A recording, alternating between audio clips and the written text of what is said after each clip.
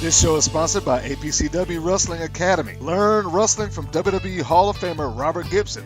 If you're interested in becoming a professional wrestler, contact them at 770-871-5417 or online at apcwdouglasville@gmail.com.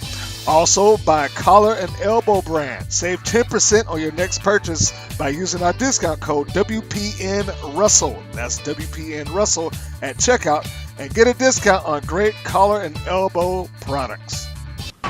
You know, and we all have our 15 minutes of fame, and I'd like to take a couple of my 15 minutes to talk about the rights and the wrongs in the world of professional wrestling.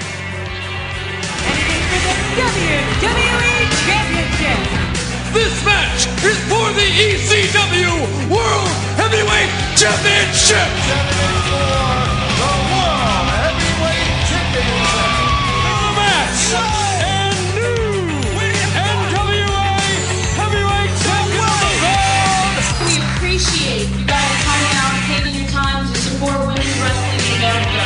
This match is for the AWA World Heavyweight Wrestling Championship. Hello, and you're listening to the Rights and Wrongs Pro Wrestling Podcast. I am the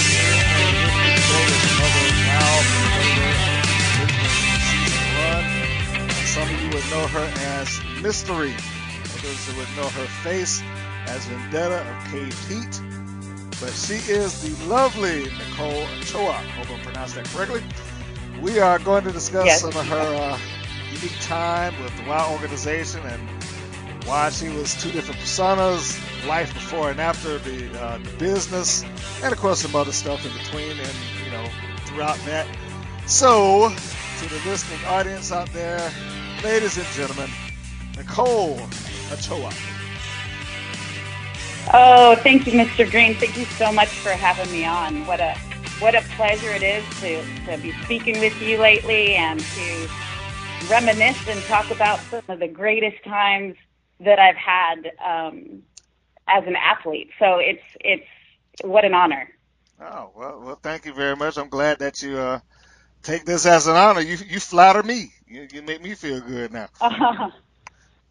So well, you're really wonderful at what you do, Brian. And it's been so long since I've spoken about WOW and my experiences that it's just going over some of the old footage. It was just so much fun.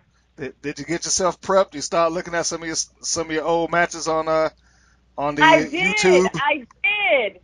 It brought back some great memories, man. All the training and all the awesome girls that were in the league, and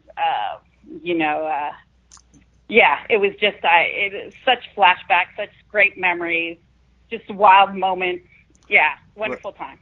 Did you feel like you were watching somebody else entirely different? Yeah. It even though it wasn't too long ago, it was such a different season of my life that and it was great. But everything in my life revolved around performing and working out and rehearsing and practicing the moves, and the whole show, everyone on the show was really tight and ingrained in each other's lives, and we did everything as a unit, even if you were a heel or a baby face.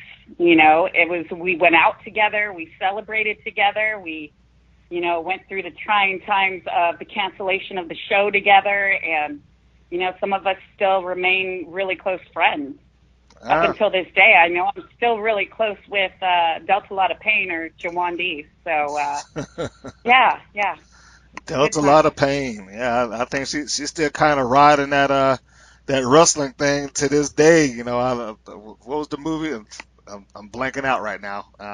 Crap. Let's Be Cops. She's done a ton of movies. Oh, yeah. Yes. But Let's Be Cops. I know she got to kind of perform a big wrestling move in there. Like I think she did what was commonly referred to as a rock bottom now. But yeah. So yeah. Oh yeah, and she also did the scene in Bringing Down the House where they did the Tyrobics, and the two, I think it was Queen Latifah and then the white actress, they went at it in the bathroom. That was one of the greatest scenes ever. Just hilarious. Oh. Yeah, she's worked a lot. Love that woman so much. And I know she's out on my side of, well, I'm not gonna say my side of town, but she's probably in drivable distance, being that she lives in Atlanta. Yeah, she's in your backyard, Brian. Yeah, I need to check her out. She might be the one member of Cage Heat that I could actually get on camera if I can ever catch up to her. Right. Yeah, she's a character, man. I love her.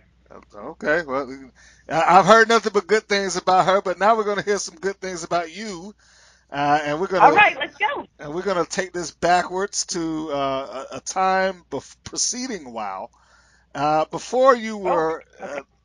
found yourself going into the wrestling world.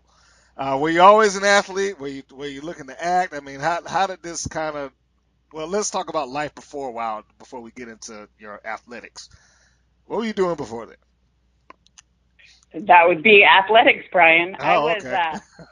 the biggest tomboy growing up. I would hang around. My dad was a professional bodybuilder, and he was always in the gym working out. He didn't believe in babysitters, so he always brought my brother and I along when he was lifting weights. And I very quickly realized that I got a lot of attention from all the men in the gym. They all thought I was cute when I lifted weights. So, of course, I learned how to lift weights. And I remember doing bicep curls when I was with 10-pound dumbbells when I was very young. And this is when we lived in Inglewood. It was just, I grew up in the gym. And then, of course, I thought my dad was a coach. So I was always on the baseball field or football field. And then I started to do my own thing. I started to do gymnastics, but the very first sport that I really, I was very athletic growing up, but the one that just kind of resonated with me was softball.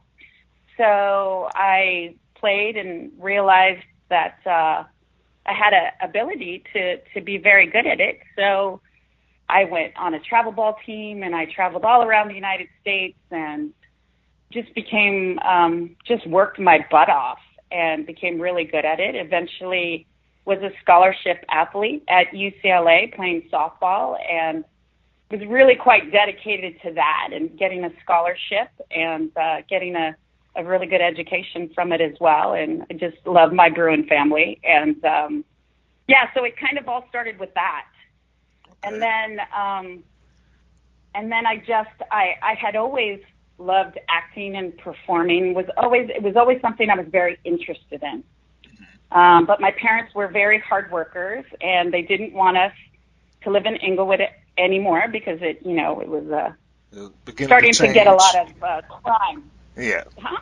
As it was beginning to change. I'm saying that based on my wife actually is from California also. And, so I got that story from from her and my mother-in-law that, it wasn't always the way that you perceive it. It started off one way and just kind of changed over time. Oh, it started off beautiful, and the crime came in, and my mom's like, we're not having that. We're moving. So we moved to Thousand Oaks, which at that time it was like the boonies, like nothing was here. And they worked very hard to make that happen for us, and I'm so happy that they did it. I have the best parents. I'm so blessed. And so I was determined to get a scholarship. And so I dedicated myself every day. I would practice and hit off the tee, and just always really involved in athletics, and always was very focused on what I wanted, and eventually accomplished that. But because my parents were so busy with that, it was like I had that acting bug inside of me, but it was something that really couldn't be reality because that takes a lot of time and attention for a parent to do that.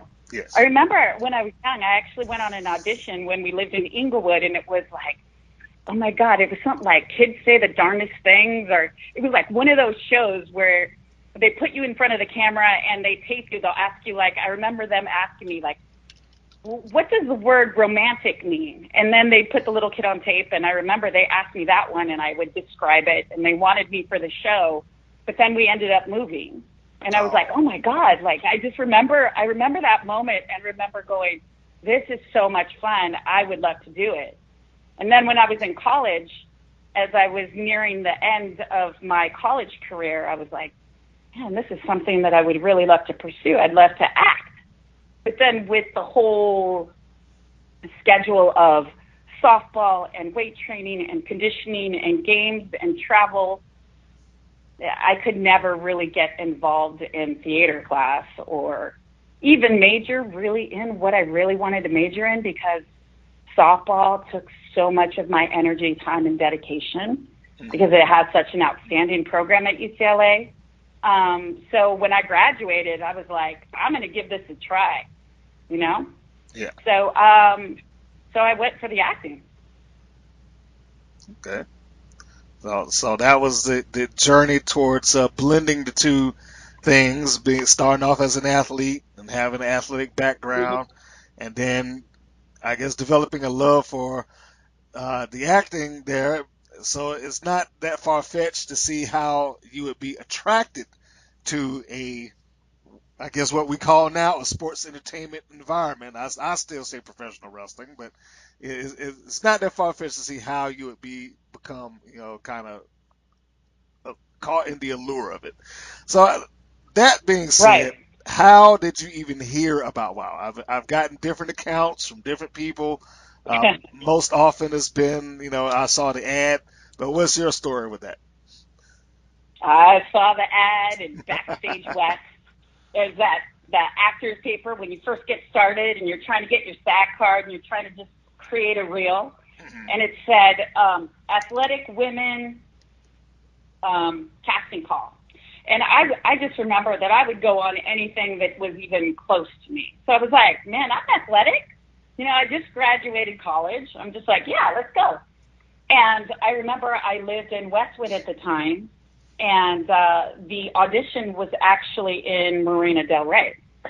And so I get in my car in traffic, drive 2 hours, get there, and the place is just packed with other ladies. I bet. And I was like, okay. So I'm waiting and waiting. I'm just like, I feel like I'm waiting forever. And then they finally, somebody comes up and announces that it's a professional wrestling audition. Mm-hmm. Well, I got to be honest with you, Brian. My grandpa loved wrestling. He used to take us to see the Junkyard Dog and Hulk Hogan and George the Animal Steele. I mean, he went back to even being a wrestling fan even before that.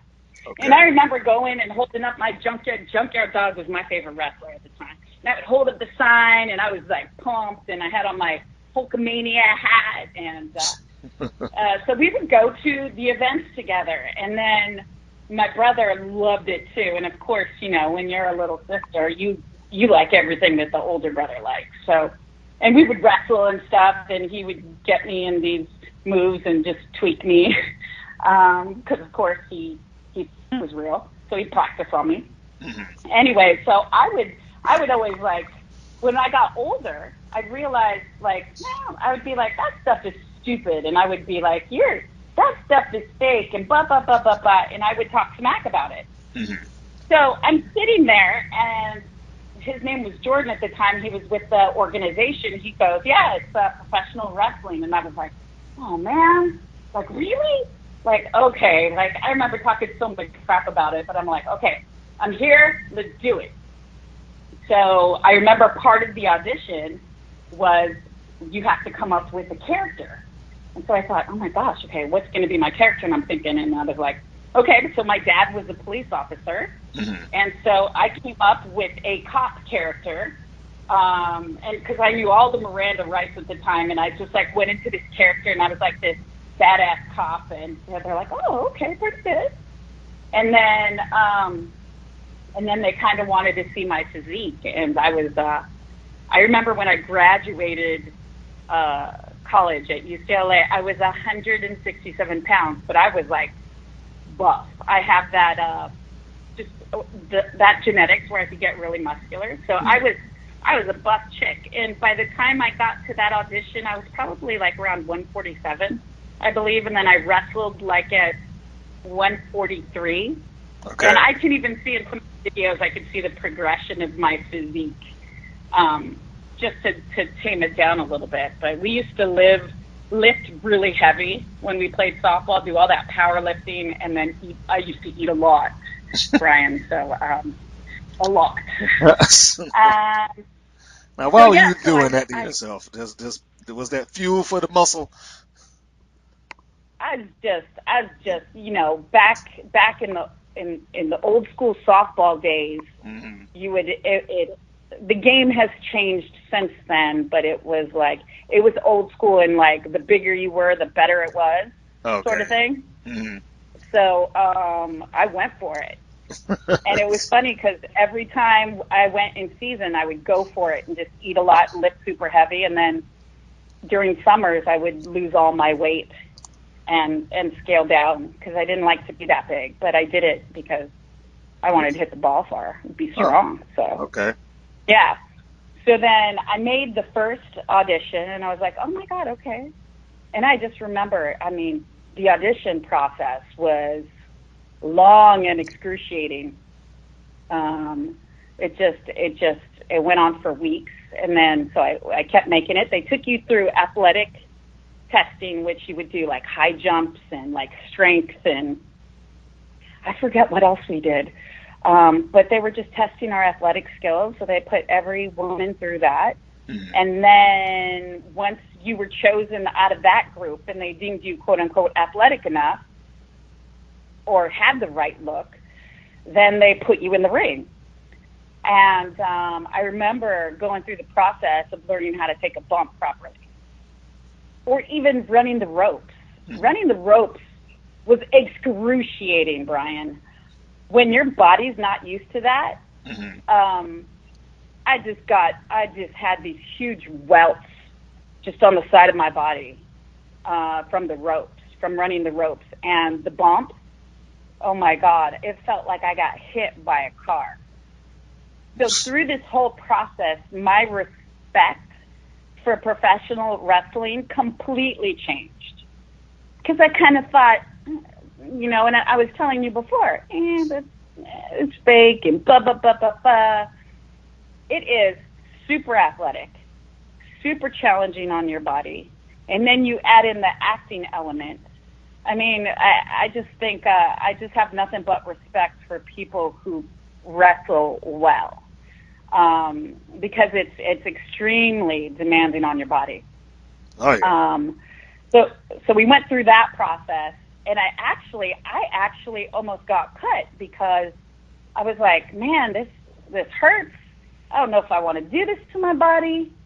And I remember David McLean pulled me to the side. Actually, David McLean talked to Selena Majors, and I think they pulled me to the side, and they're like, okay, because I think I scored the highest on the athletic testing, and they really wanted me to be a part of it, but my bumps weren't great. It hurt. It wasn't fun.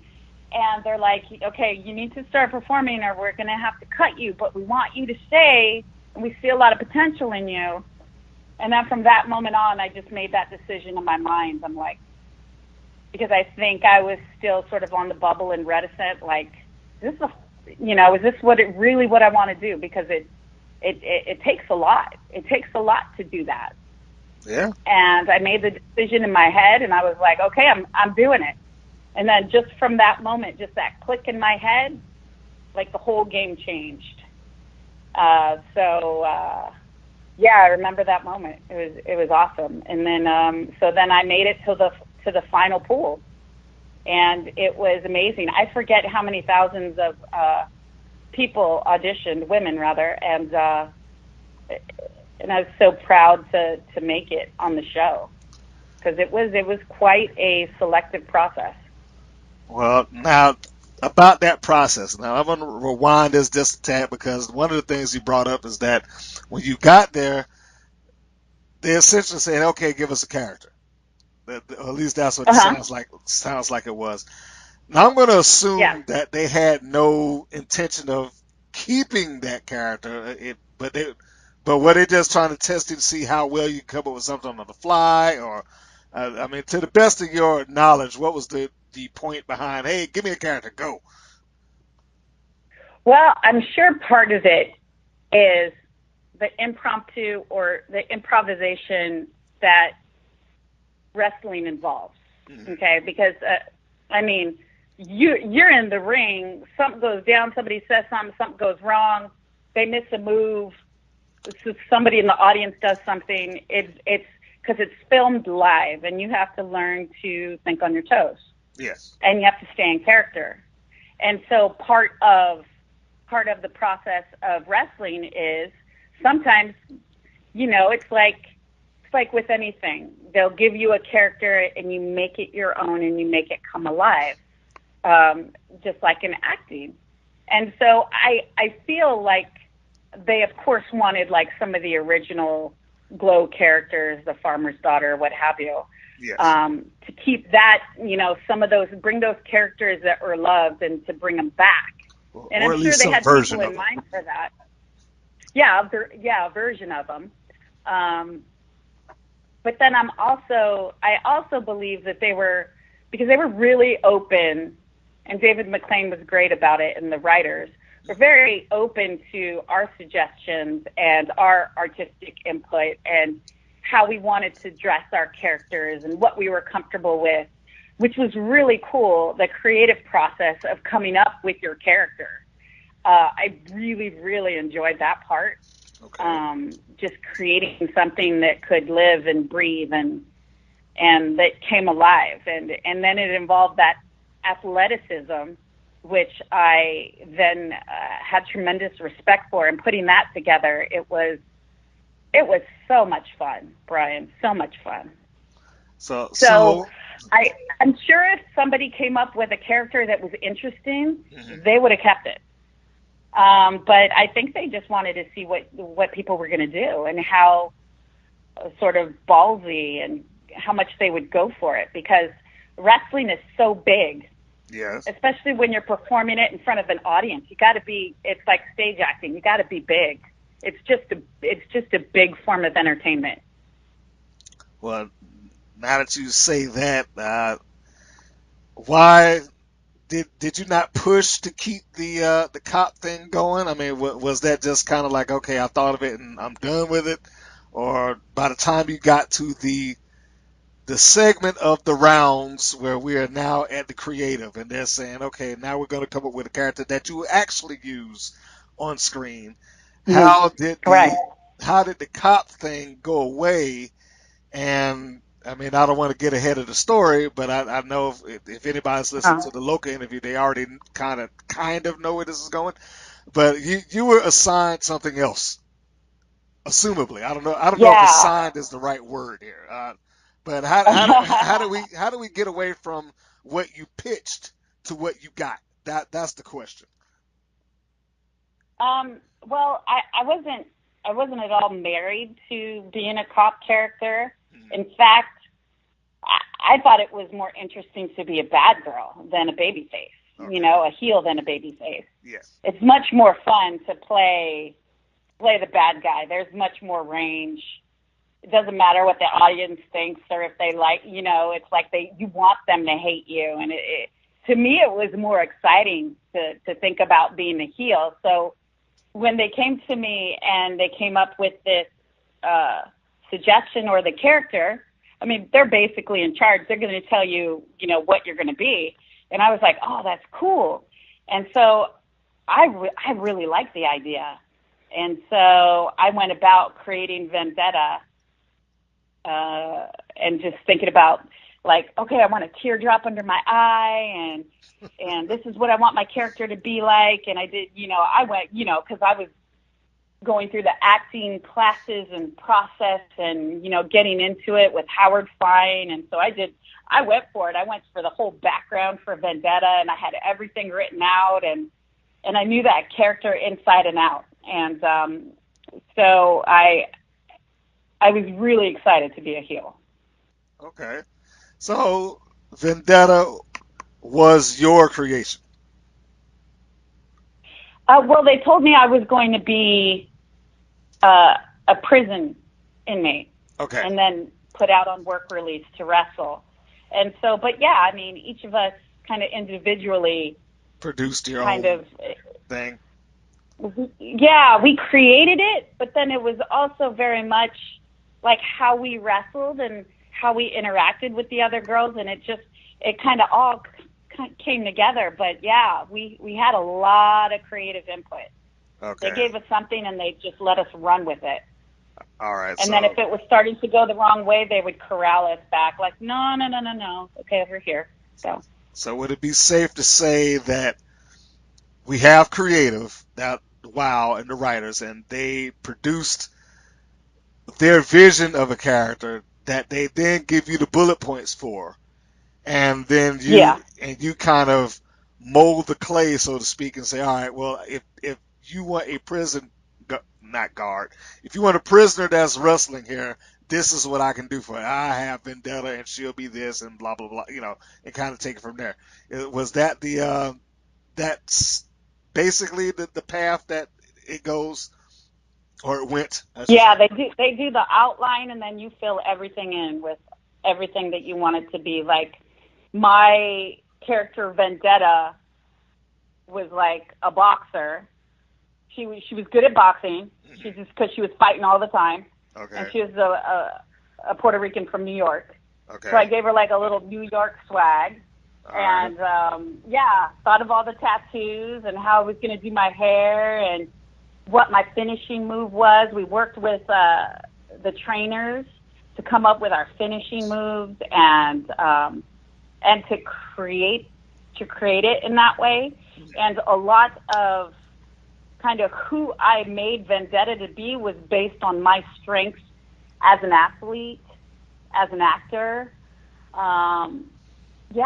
Everything was kind of created around me because it was my first acting job. I'm not gonna make this, prisoner be something so far-fetched from me that it's going to be like this huge leap for me to play this character. I just picked something that was really close to me, and I felt like was in my wheelhouse of what I could do and what would be fun for me to play. So that sounds cool. Yeah. So now we get into the point where I guess the lore of WoW and the team of Cage Heat starts to form.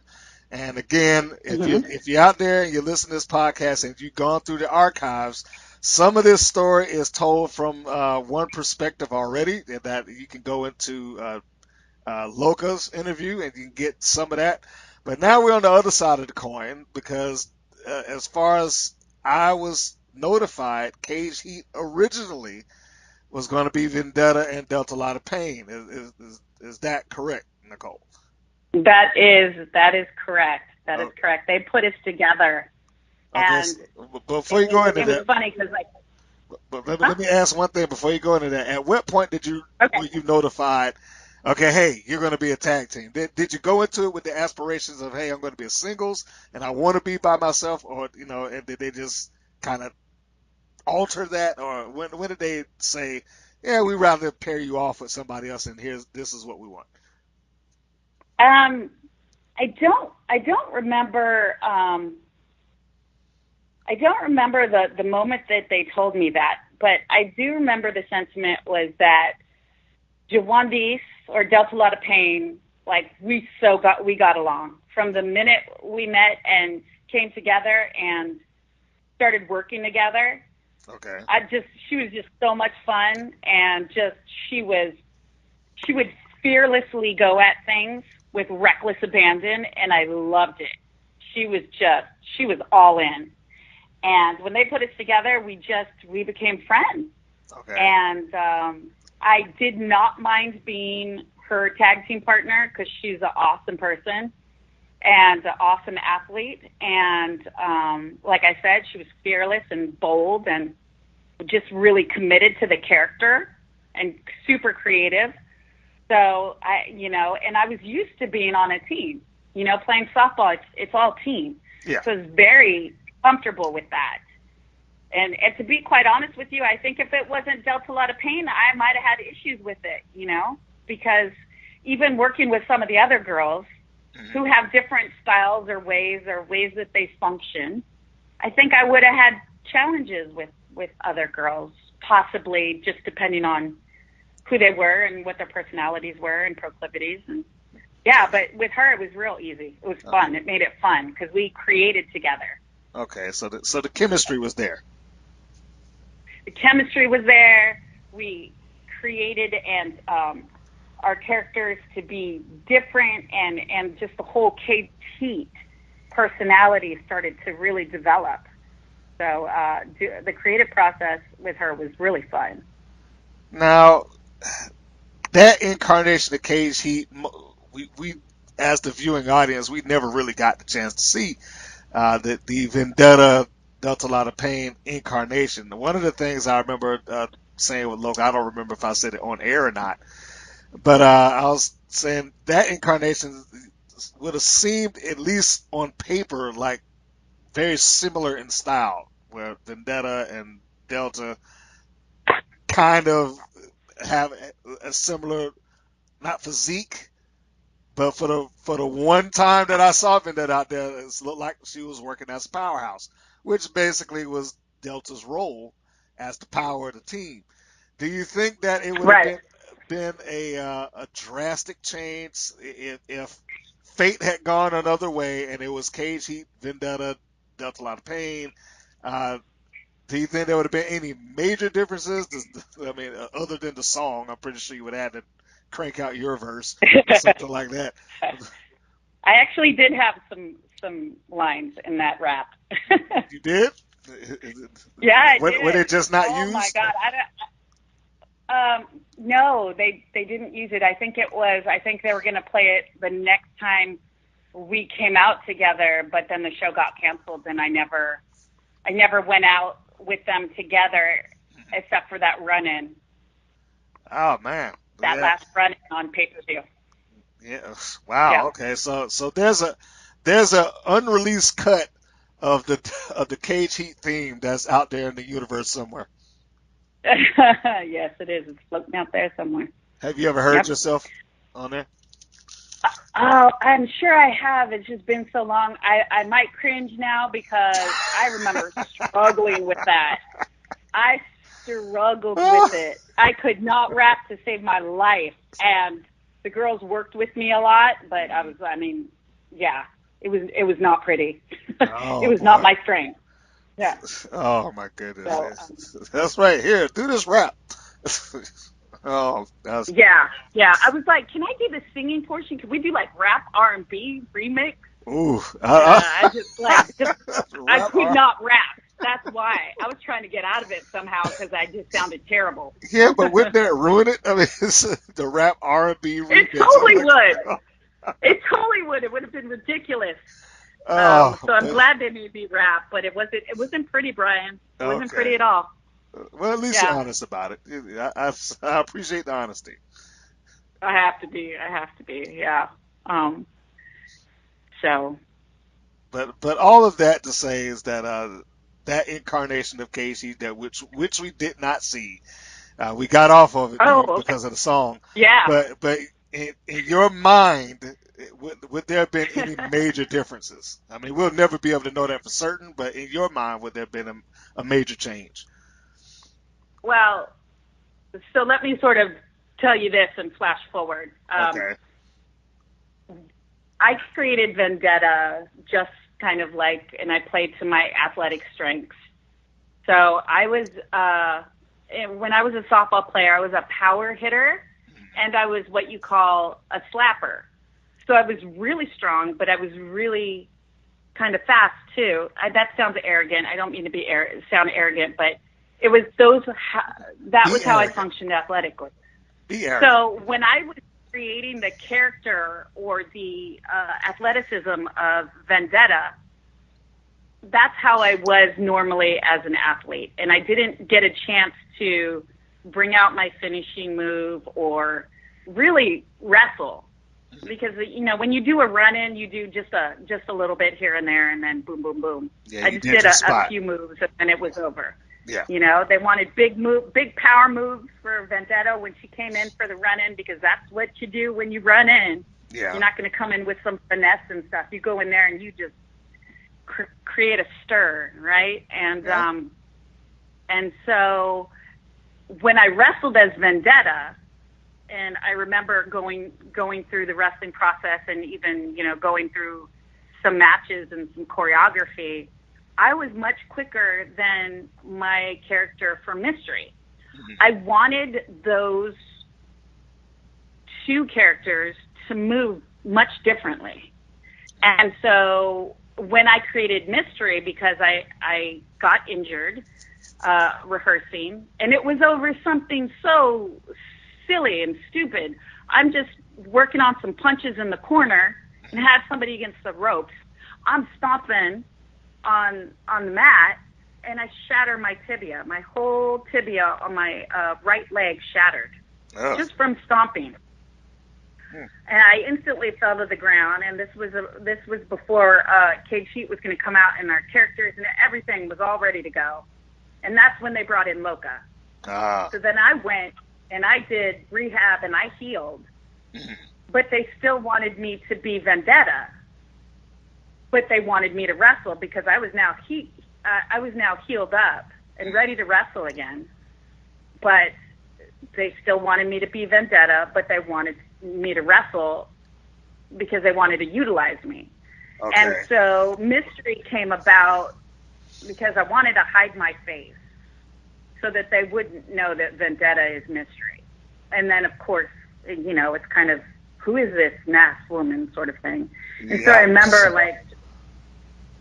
remember just looking everywhere and just coming up with my costume and trying to figure out, like, okay, so I need a mask and I need to be able to wrestle in it. I need to be able to breathe.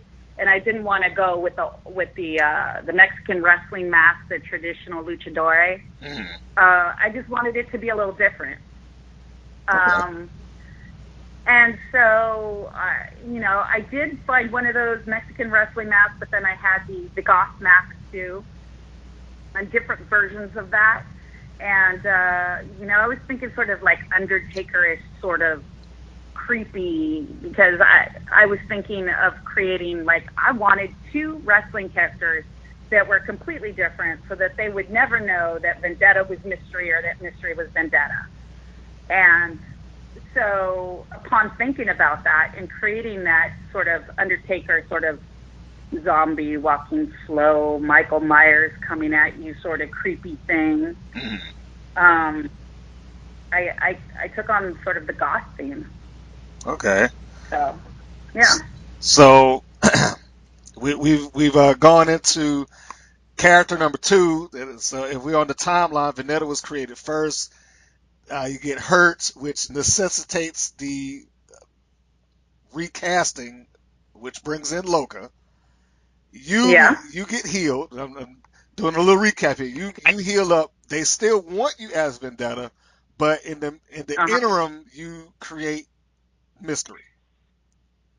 Yeah, because they already know that they want Vendetta's character to pop at pay-per-view. Okay, so that was the thing. Me just hang out. Huh? Oh, sorry. So that was the thing. They wanted you as Vendetta, but they already say, "Hey, we want you to show up at the pay-per-view as the third member." Then they already had that planned out. Yes. Okay. So in the meanwhile, we need you to wrestle, or we'd like you to wrestle. So that is where that was where the necessity for creating Mystery came from, just to give you something to do in the interim of that. Correct? Yeah, they were pleased with my wrestling and wanted to utilize those skills in the meantime. And I was more than happy to do that because it just gave me more of an opportunity to be creative. I really loved the creative process and coming up with the character. Well, and I want to talk to you about that because I was going to say it seems like you were very creative on that end. And that, okay, I came up with a cop character that didn't get used. I came up with a Vendetta, which then got kind of transferred into a tag team. I came up with Mystery, which started off as a single and then transferred into a tag team. Did you ever, and I know this is kind of off topic here, but did you ever consider going into, like, hey, David, can I sit in with the writers, or, can I help come up with a storyline or something like that? Did it ever cross your mind, like, I might be, this may be the thing I need to do also? You know what? No, because I so had my hands full with all of the wrestling and my 2 characters and rehabbing and training and staying strong and doing whatever press junkets we had or doing talk shows. It was a lot.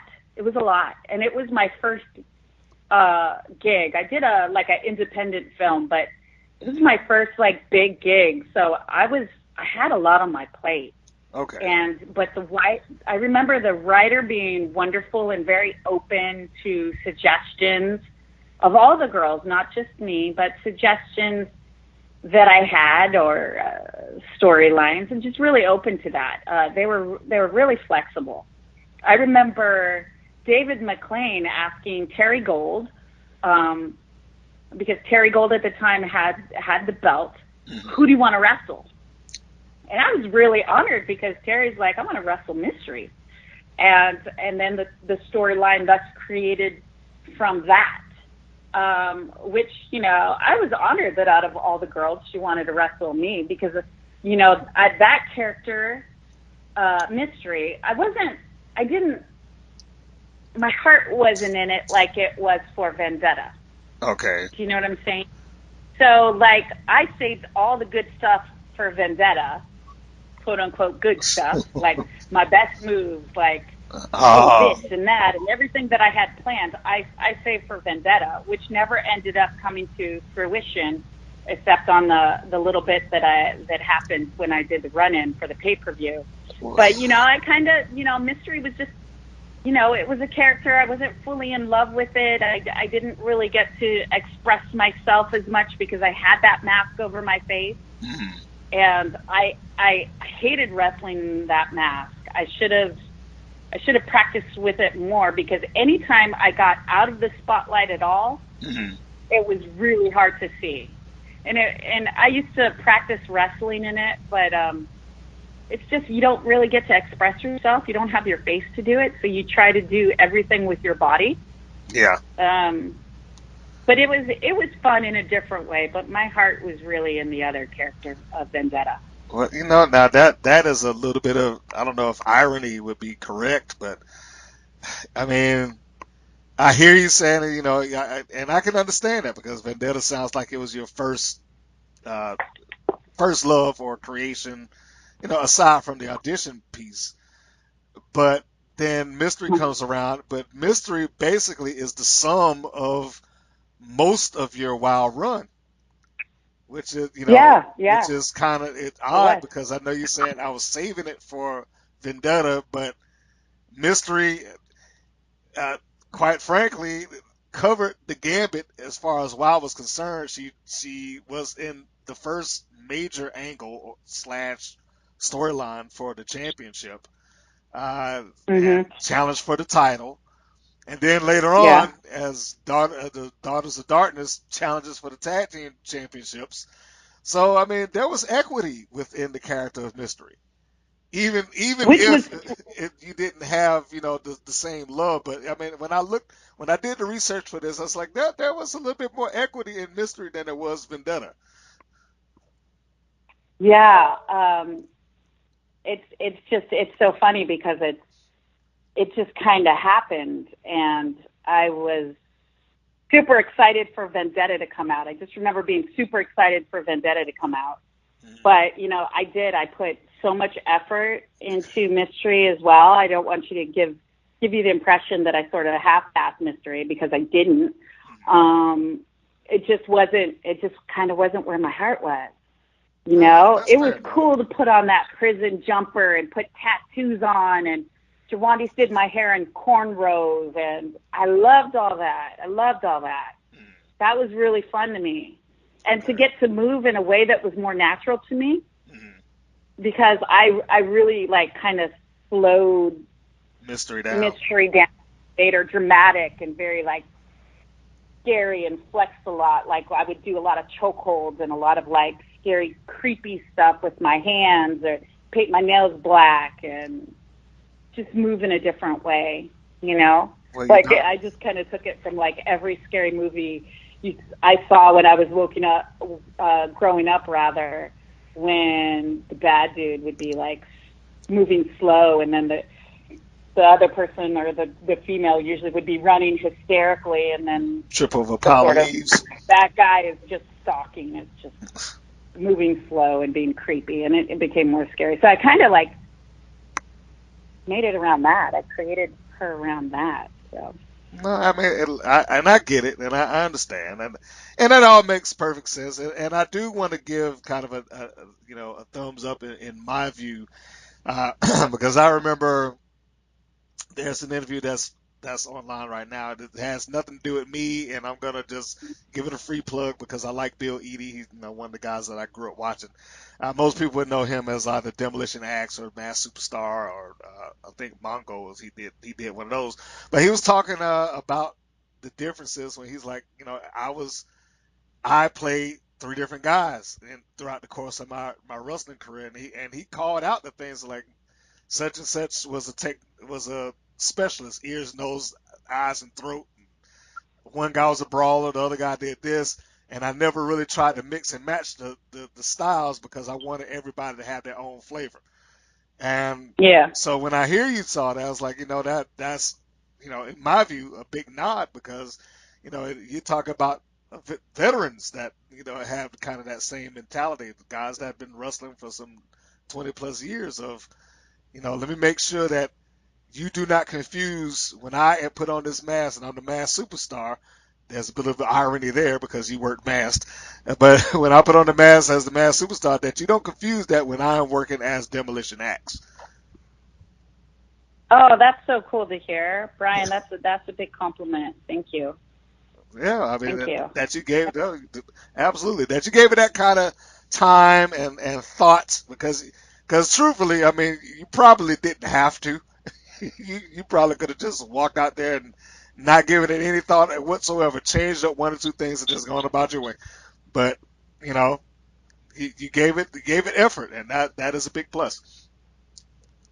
And that's probably a reason why Mystery had such a big angle and like you said, fought for the title and the tag team and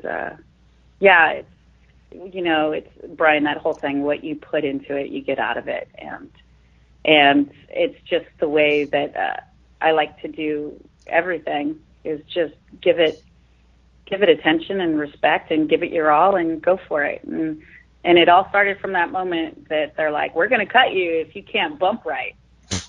And I had to make that decision right then and there. And it just started from there. And I'm like, okay, time to start bumping. Go for this. I'm going to go for this,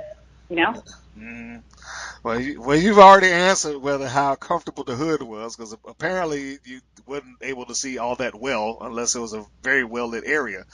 But one of the things also... No, I remember... Here, I'll tell you this, Brian. Tell me. I remember going down the ramp towards the ring the very first time I was Mystery, and I realized I could not see anything because it was dark, and it was like the camera was following me, and the way that they lit me, I couldn't see. So I'm almost like, I start freaking out under my mask because I can't see. And then I realized I could see the light on the camera that was right in front of me. And so I just followed the camera light because I couldn't see anything around me until I got closer to the ring and it was all lit up and then I could see. But I was freaking out. I thought, oh my God, how did they light this place? Because I didn't know. I didn't know what was going to happen when I got into the ring if I couldn't see. I just have to make something up. I don't know.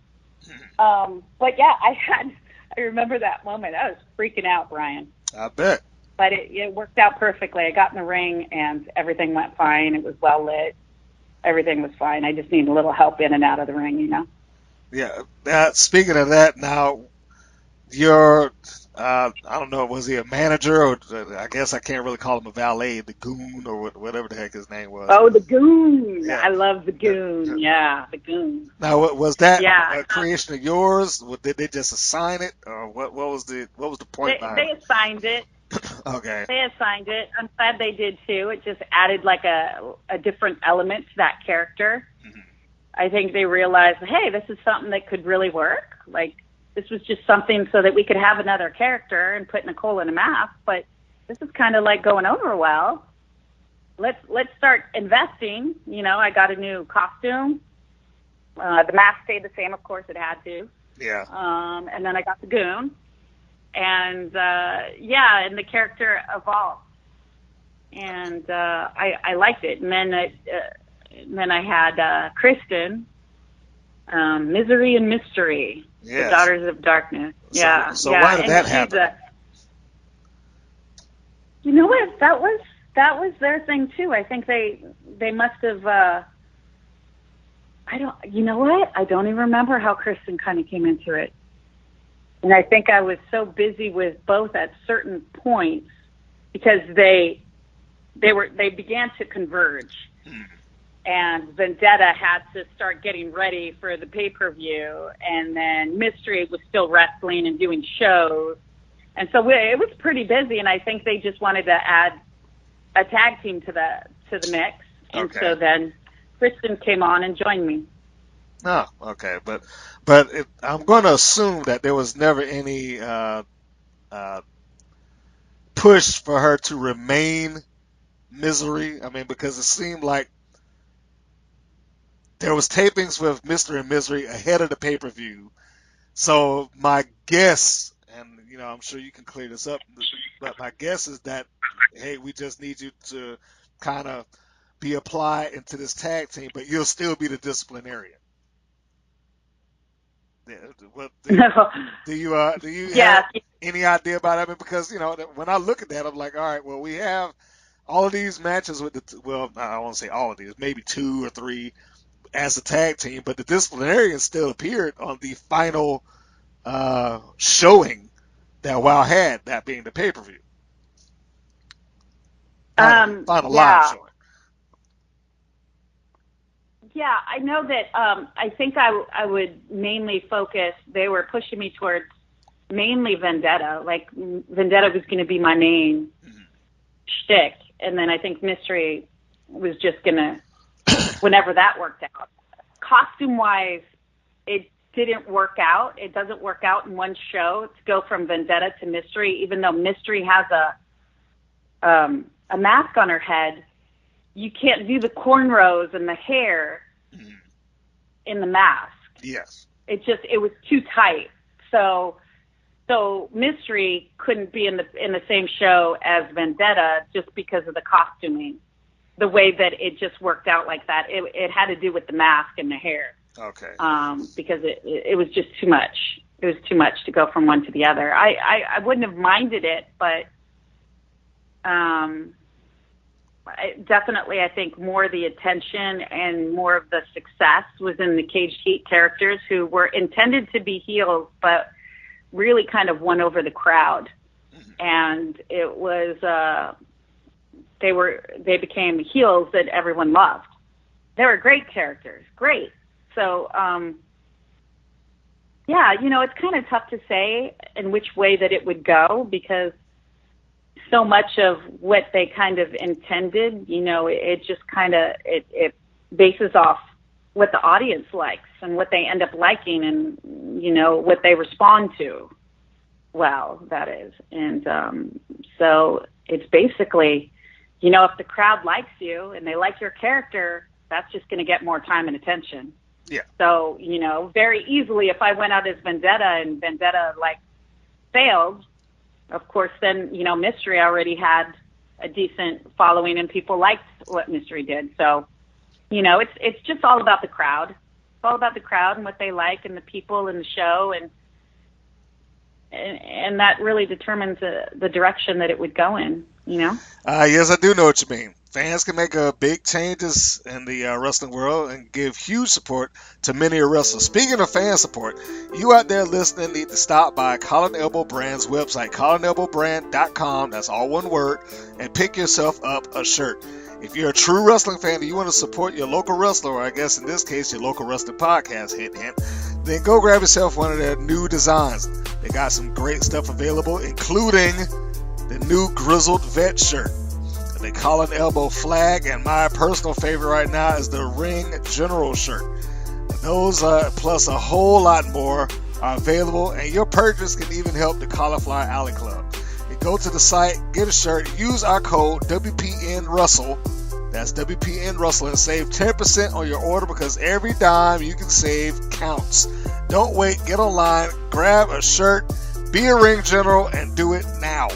Considering that you said Cage Heat kind of caught on, I know the Daughters of Darkness were placed into the tag, and that might have been the reason that they were created. For all I know, we might have needed another tag team to try it around the tournament out, which ultimately never happened. I think there was a kind of an odd, wonky number of teams to kind of put into the tournament. But to the best of your knowledge, was there ever talk of any other team actually winning the titles other than Cage Heat? Was it just like, hey, no, Cage Heat's winning this stuff? I wasn't aware if there was any intent for any other tag teams to take the title. Okay. As far as I know, it was Cage Heat, and they had so much momentum and the crowd behind them, and everyone liked them. If it ever switched hands, it probably would have only been for a moment. Okay. All right. Well, I guess we can move on from the. I was assuming that Cage Heat was the primary focal point of that, but I just was curious whether they were like, hey, you know what? Let's try Harley's Angels or whoever, because I don't think there was many other teams that could have justifiably won the titles, and it made sense at that point. Harley's Angels was the only other team that I know of that was put in a strong position. Right. Maybe the Daughters of Darkness, because I think they were brief enough to where you might have been able to pop in and just mow through the competition if you had to do it. Mhm. But anybody else, Yeah. like the Beach Patrol and Boom Boom and I forget, but I mean, and no knock on them, but I don't think that TV wise, I don't think they were placed in a strong enough position for people to buy into. Hey, they just won. They won the titles. No. Yeah. It was clearly Cage Heat all the way. Clearly. What was your thoughts on the pay-per-view? Did you have any? Other than you finally got to unveil Vendetta. I was so excited, man. I was so excited to do my run-in, and I remember there being so much excitement just in the dressing room, and the crowd was you could just feel it. It was kind of like, when I would play in the World Series when I was in college. Mm-hmm. Just, it had that kind of excitement about it. It was the biggest show that we had done, and all the storylines had, come to the crescendo at that point, and I was going to get to be this different character, which was really fun for me to think about and to perform, and to be out of the mask and to have a different costume and all my tattoos and be with my girls. So much fun rehearsing with them and creating, and yeah, it was a lot of fun. Now here's the other thing. With Vendetta popping in, Cage Heat basically becomes a 3-person team, right? Did they tell you, okay, this is, once we get past the pay-per-view, this is what we would like to do with Cage Heat going forward? No, I wasn't. Got to that point. I wasn't aware of exactly where that was going. I knew that Cage Heat won, mm-hmm. and that I was gonna begin to wrestle as a single. Okay. As a singular wrestler at that point, because Cage Heat has the tag team championship. I think if I remember correctly, I was going to fight for the championship as Vendetta. I was going to be one of the contenders for the belt. Whether they gave it to me or not, I don't know. But okay. That was certainly going to be a road that it kind of went down, and I don't know if I would at any point. What would happen with Cage Heat? I wasn't aware what they had planned in terms of past that. Okay, so if it had continued and gone further, Cage Heat would have basically become more of a faction and less of a tag team, with encompassing all three and one of you as a single and the other two as a tag team. Yeah. Okay. Yeah. All right. Well, unfortunately, we never got to that point. Yeah, I know, it's a shame. I was so excited, Brian. I I was so know. excited. It was so disheartening when the show got canceled and the funding was no longer available. How did you So hear about it? I heard about it that night, the night of the taping of the show, the pay-per-view show. You heard that it was canceled Something at the had pay-per-view? Yeah, that the investors were upset with the way that one of the matches had gone, and that either they were thinking about pulling the money or the money was pulled. But yeah, we had heard the negative feedback just then. It was the match with Selena Majors and Yeah, I heard the blood. I heard the pay-per-view was kind of a big deal, and that the blood in there really caused a problem with some of the people Yeah, that was. yeah, and I understood it because you have younger audiences, and you can't. It just became too much, I think. And honestly, now that I'm a mother, I would be challenged with having my little girl see all that blood on a wrestler's face. It just to me, WoW wasn't that. It wasn't what Glow was. It wasn't a parody, but it was definitely a cousin, and it was respectful to the art of wrestling. And I thought a lot of the girls trained really hard to really get the technique and to really show respect to the craft of it. And it just, when you get women together and you come up with these characters, and it's not what WoW was, but it certainly wasn't some low grade wrestling show where there's blood and some of the antics that they pull that are just a little bit, I don't know, a little bit darker, a little bit more aggressive, a little bit less family friendly. And I get it. I get it. It was really sad that all of us, our jobs were taken away from us. But and then that was the end of it.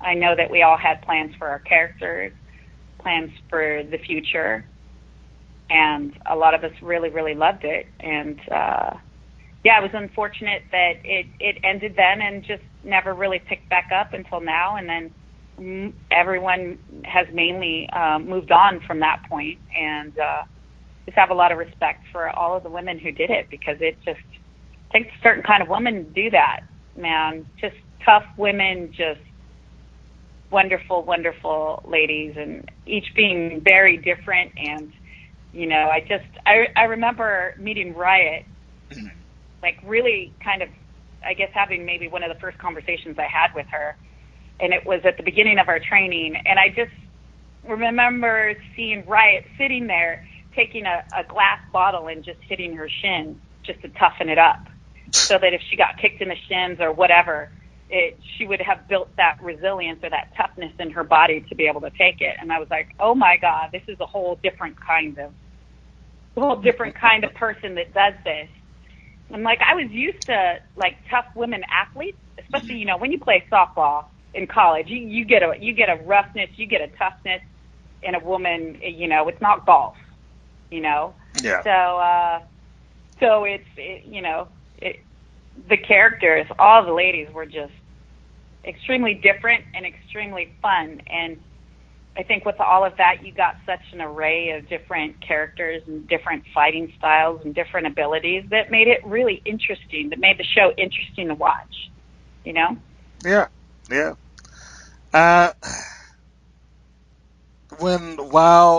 First let me say, you're the first person I've heard that said they heard about it that day or that night. That was, I don't think anybody else has ever come forth and like, yeah, I heard it while at the pay-per-view, which is crazy.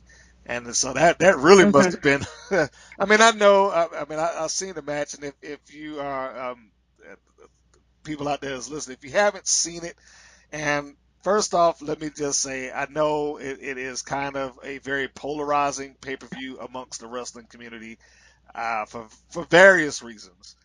But that said, it is, over a decade later, and if you go on YouTube, you will find that pay-per-view. And if you go to the main event and you take a look at the match between Selena Majors and Thug, you'll get an idea of what Nicole is talking about here with the blood and whatnot. Now, of course, there have been other theories that have been on this show that have been tossed around as to other factors that may have intervened in it going forward, the buy rates and so on and so forth, which my theory about that has always been is like that pay-per-view had to have been on the books by the time the show even started, which basically feels like, in my view, a very uphill battle. Like we have got to get this thing hot enough to where people are willing to pay for it by the time the pay-per-view rolls around. Because in my mind and in my heart of hearts, I feel like the blood could have been justified if the numbers had rolled in to justify it. Oh, right. But without that, without being able to point to, okay, yeah, I know it's disgusting and we had kids, but look at the money that we drew. It's like whatever leverage you could have had with the money backing it up was just gone. You know what I mean? Right. But that's just me. That's just my personal theory. That totally makes sense. I just was kind of what I had heard, and I was. Oh no, I totally believe that. Yeah. I totally believe that the blood would turn off an investor. I guess I just think that you might have been able to fight the fight a little bit, and even if they were upset about it, they may have been able to stick it out had the money been there to at least like, look, I don't want y'all doing that anymore. We're going to give you a slap on the wrist opposed to I'm going to give you a spanking. You know what I mean? Right.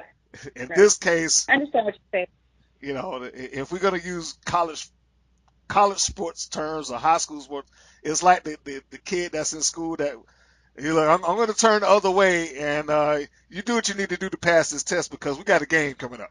You know what I mean? Right. You get a little bit more leverage when you got value to you. If you don't, it's true. you're gonna look. I don't care what you're already failing. You're no good on the field. No, you're gonna do that test. Right. Yeah, I hear you, Brian. So yeah, I think that is a combination, and I absolutely believe that what you said, like the blood. I think that played a huge part in it. But yeah, just unfortunately, it seems like WoW just did not have the leverage to fight the fight with it. Right. So anyhow, and ultimately, I think everything works out the way it's supposed to.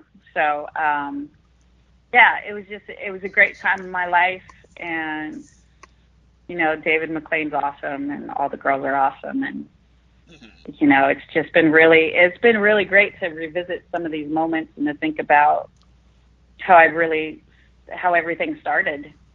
And yeah, it's been wonderful. Are you ready to go through the appearances of your characters now? You have another alley of mystery. Memory lane ready to go. Oh my gosh! All right, let's try.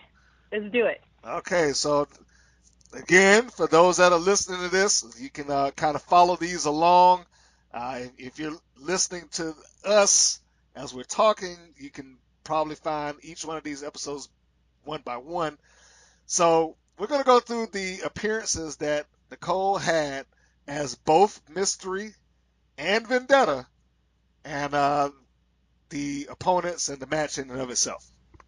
So the first appearance that we have with you is as Mystery, which is episode 6. It's Mystery versus Becky the Farmer's daughter. Becky wins that match with a top rope splash, and at some point there, it looks like Becky was calling for a spot. It's like I think she was getting ready to send you into the turnbuckle, and like the camera backs off, and it looks like she's saying something across the ring. But at the end of it, it looks at the end of this show, I should say, not the match.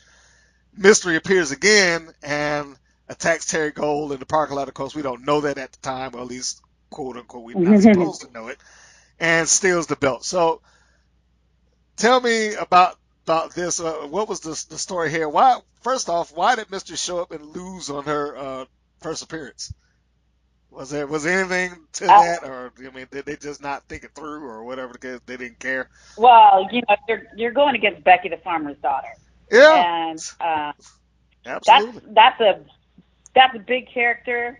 That's baby face, and Oh, she was great. Yeah. It's like, yeah, she's a tremendous athlete. She was a tremendous athlete. She was so great to work with. She was one of the best people to work with. Her and Terry Gold were amazing athletes, and it just makes it so easy and effortless to work with somebody who, number one, won't hurt you, and number two is it's like a beautiful dance, and that's what made it really fun. And when you have a character like Mystery, which was intended to just add some depth to the cast of characters against Farmer's Daughter, I think the Farmer's Daughter is going to take it all the way. And it was kind of something in the meantime till Vendetta came out. So I was totally okay with that character not getting the W on that one. I understood my role as Mystery, and I was okay. I was going to sell, and I was going to make those characters look great, and I was going to bump hard, and I was going to, sell everything I could to the biggest extent to make those wrestlers look as good as possible. I just didn't realize that character of Mystery would do as well as it did, in a way, Yeah, and look, all of that, it makes total and perfect sense to me now. The only reason I asked that particular question is only because how the episode itself ended, not necessarily the match. In a cold match with Mystery versus Becky the Farmer's Daughter, I agree. Becky she was positioned as a top tier girl, certainly somebody who you could imagine going after the championship at some point. I guess the only reason that it kind of made me feel or think differently with 18 years behind this episode, is just because of the attack on Terry Go at the end, and I guess it really didn't matter either way, because the story became that, hey, she's, this person stole the belt, and I want her so badly that I'm going to give a championship match to her. If that's what it takes to get a title shot. So I guess it really didn't matter, but I guess, but on the other side of it, I was like, well, if they knew that you were heading into a title shot, wouldn't you want to have won to set her up for it? They didn't know at the time. Oh, they didn't? Remember, I was kind of saying before, they asked, David McLean was like, Terry, who do you want to fight next? And she said Mystery. Okay. So they made it happen. So this was around that time. Happen. So they created the storyline around what they wanted to see happen and what Terry wanted. So, yeah. Okay, so we got the matches first, and then we shot some vignettes later to kind of fill in the blanks. Yeah. All right. Okay, that makes sense. I got you. That makes perfect sense now. Okay, so next time we see Mystery is episode 8. Now it's Hammer and Heather Steel versus Mystery. And and I believe this is the first appearance of the Goon, and also now Mystery is wearing the stolen championship belt. Right. So now our storyline is in play. Heather Steel does the job. Mystery gets the win by pinning her with the fisherman suplex. Yep. And now we got Terry Gold that's running out here, and she hits the Goon with the belt. Or is hit by the Goon with the belt, I should say. Sorry. So we have that. At this point, have we already done the vignettes for how we're going to set this up and play, or is it just we doing this as we go along? We have the vignettes already. As soon as Terry's like, hey, I want to fight Mystery, then everything was sort of set into motion, and we taped the vignettes and accordingly, and then we went to the match. So, did you feel like the unveiling of Mystery accomplished what you wanted to get? You know, when I'm looking at it, I'm like, well, I thought it looked like Mystery when she attacked Terry Gold to begin with, but of course, it's being played up on the commentary like, who took the belt? I don't know who did it. You know, that type of thing. But yeah, yes, yeah. Was that? Did you feel like, hey, look, man, I don't know if this is gonna work. It looks like Mystery already. You know what? We shot it and we did a bunch of different takes, and I think they had to end up we had to end up reshooting that again, and I just left it up to them to do what they thought was best and in the editing room and however they wanted to play that out. I just tried to do my part the best that I could, and however they wanted to piece it together was cool with me. Okay. When it came to Mystery, I was very much like, let me do what I need to do for the show to make it successful, and however it is you want me to do it, I'll do it. Because I was waiting, remember, I was waiting, and I was saving all the big moves and everything for my Vendetta character. Yeah. And all the wrestling and the speed and the power and so I was kind of like, okay, you want me to sell this? You want me to do that? I was just very flexible and easygoing with how they wanted to do that. And bear in mind, this is my first, little bit in wrestling. I'm still, and as with all of the girls, except for Selena Majors and, gosh, I forget the other woman's name. From Harley's Angels. Thug. That's what you're talking about. Thug, yes. Selena Majors and Thug. Nobody had experience. It was their first time in the wrestling game, and we all learned together. And this was my first experience taping a television show. So I wasn't, I was like, okay, I'm just going to leave that up to you. You have the experience, David. You've done Glow. You know the wrestling game. You kind of tell me how it's going to go and where my latitude is and how I can create certain things and just run with it. Tell me what you want me to do and I'll do it. Okay. Sort of thing. So after that, we got the, I guess Terry Gold runs out. She gets hit in the head with the belt by your heavy, the goon, which leads into the following week, episode 9, which puts you in the championship match, Mystery versus Terry Gold, which is her third championship defense. That show starts out with, as we talked about a little while ago, she goes in demanding a match against Mystery and saying that, essentially, if it takes me giving her a title shot to get her in the ring, then I'll do that. So I guess storyline-wise, what Mystery did worked, because stealing the belt just basically got her rewarded with a championship shot, which was great for her. Right. Which that is the world of wrestling. It happens all the time. So Terry Gold comes out and y'all have the match. I don't know if the Fisherman Suplex was designed to be Mystery's finish, but Terry kicks out of that. And of course, she hits her perfect 10 moonsault. And the kids flood the ring. Now,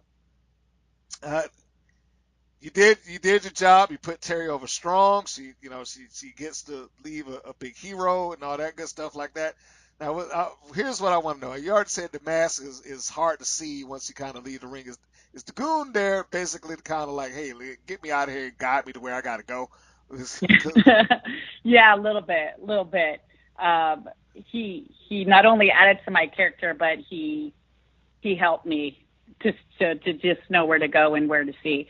But they did change the lighting a little bit for me, especially when I'm entering the ring. They did make that adjustment. Okay. It was just the first time that they lit me so dark that I really had a challenge scene. But yeah, after that, they adjusted it a little bit, and yeah, he did guide me whenever I got into areas that were a little bit more dark. Okay. I would just kind of, be led by him. The kids jumping in the ring, was that legit, or was that showbiz? It was legit, man. I remember as my mystery character, oh my God, people hated me. They were throwing stuff at me. They were expressing themselves, Brian. Let me just say that. They were expressing themselves when I would be entering the ring. And it was like, I remember that. People would really get into it. They loved it. They loved the characters. It was exciting. All of the wrestlers were really committed to what they were doing, and certainly did our best to, come up with a show and that was entertaining and fun and athletic and everything that wrestling is. Okay. So after the championship match is over and done, we wouldn't see Mystery again until, I guess, the week after episode 9, which is episode 11. And this is Mystery versus Wendy Wills. Wendy Wills, you remember this? I do. I remember a little bit of Wendy Wills. She was awesome. So what we have here is she wins by disqualification. So she doesn't actually pin you, but this happens when your tag team partner, or at least your soon-to-be tag team partner, Misery, enters the ring to interfere. So, is this Misery's debut? Is this the first time that we see her? Because I can't recall seeing her prior to this. Is this the first time that you're aware of? You know what? You know what's weird, Brian, is like that whole beginning of the Misery is that's a little foggy. Like, I don't remember it as clearly as I just kind of remember her being there and then saying, okay, this is your partner, and us getting together. But I believe that's her first appearance with me. Okay.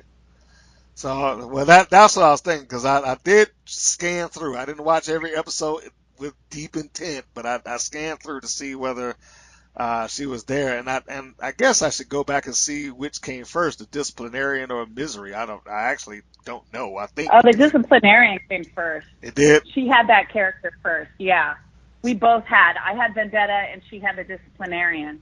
Okay, so and those two were birthed out of first Mystery, because I got hurt, and then they wanted a tag team, so then she joined me with the dual character. Okay. So now with that, we have the Daughters of Darkness. So Mystery kind of transitions over to being part of a team. And we would now see the team officially, episode 14.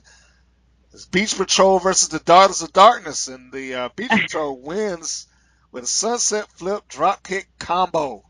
And this is in the tag team tournament. So round 1, the Daughters of Darkness are eliminated out of the tournament, but then they're sore losers and beat up the Beach Patrol.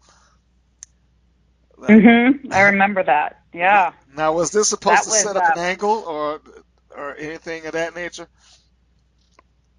This was just opening up our availability for our other characters to be in pay-per-view and to have a bigger pop with that, and to sell for the Beach Patrol.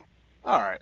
So the task there is basically we got to fill out the tournament brackets. Let's give Beach Patrol a good win, and then we can still be available. That'll justify why Mystery and Misery aren't at the pay-per-view, and Vendetta and the Disciplinarian are. Right. Okay. That's brilliant. Yeah, because I couldn't do the costume change. Couldn't do the costume change, and yeah, it was. I mean, those two are gorgeous. They're gorgeous ladies. Make them look good. Make them look good. Sell it. Okay. Yeah, that works. See, give me good info. Want to see more of them. They want to see more of them. Well, they're in bathing suits. Well, we're wearing masks. Yeah, that is true, but Right. let's not downplay Nicole and Kristen here. We got Oh, the no. Yeah, disciplinarian and we had a certain function. We had a certain function, and there's nothing wrong with kind of knowing your role and when you're a certain character, and it's not putting down our skills, because Kristen's an amazing athlete. She does jujitsu now, and she's an amazing little athlete, wonderful woman. But we had purpose. We had purpose with that, and I know that all of us wanted the show to be successful, and everyone plays their part. Everyone plays their part, and certainly Disciplinarian and Vendetta were definitely going to have their day in the sun. yeah. So And that doesn't day in the take anything sun, away from us. yeah, that day in the sun, as it relates to the disciplinarian, would be the pay-per-view. That would be on February 4th, 2001. Cage Heat, Harley's Angels. They go to the finals of the tag team tournament. Cage Heat ultimately wins that, but before the 3 count, Veneta comes running out to ringside and kind of evens the playing field of Cage Heat versus the Angels, because Thug was out at ringside for the Angels. And up until this Right. point, Cage Heat had nobody to watch their back, no third person to neutralize Thug. So now Right. we got this, and we got the clear the ring spot. We have Delta and Loca going out with Charlie and gosh, I can't think of the other, Charlie Davidson, Easy Rider. Okay, there we go. Yeah. So we clear the ring, and now it comes to the back-to-back spot. Vendetta and Thug. They Yes. turn around. Yes. You two see eye to eye. Take me from there. Oh my God. This was the funnest, most dramatic, most electric moment ever. It was just, just bumping into her and just being able to body slam Thug, because Thug is a force of a woman. She is a force of nature. She is much bigger than I, shall I say? And it was just sort of, it was the crescendo of the crescendos. I think it was, and I don't know if I'm biased, Brian, but I think it was the best moment of the pay-per-view. I think it was fun. I think it was explosive, and I think people were just really shocked that, that who is this Vendetta? Who is this person joining Cage Heat, which was super successful, and it was an exciting match, and it was just an awesome run-in, jumping from the top rope, elbow, back to back, body slam. I thought it was pretty epic. I really enjoyed it. I did. Well, if it wasn't the moment of the pay-per-view, it certainly was in the top 3. I would say easily, because I don't think that Brian, crowd. Brian, what were the other 2 moments? Tell me, Brian, what were the other 2 moments? The other 2 moments that I thought that got a big pop. You got Jungle Girl coming off that ridiculously tall ladder, and the referee taking that bump through the table. I think those are the only. Oh yeah, Josh. Yeah. I think his name was Josh. Josh Milton. Josh was awesome referee. So awesome. no, I'm not trying to. Not trying to downplay the moment that you had, because that was a big pop, and I don't think that the crowd was legitimately expecting you to be able to get her up. So that was like, holy crap! Everybody stood up for that. But I'm looking at it in that perspective. I don't think there's anything else that would top those moments in the entirety of the pay-per-view. I believe those. Okay, yeah. Jungle Girl's maneuver was badass. I love that. Yeah, Josh is awesome. So I don't know. Well, no comment. You're in good company there. You should be. That's good company. That's high praise. No, it is. Yeah, Jungle Girl is epic. Love Jungle Girl. Oh, She's yeah. just badass.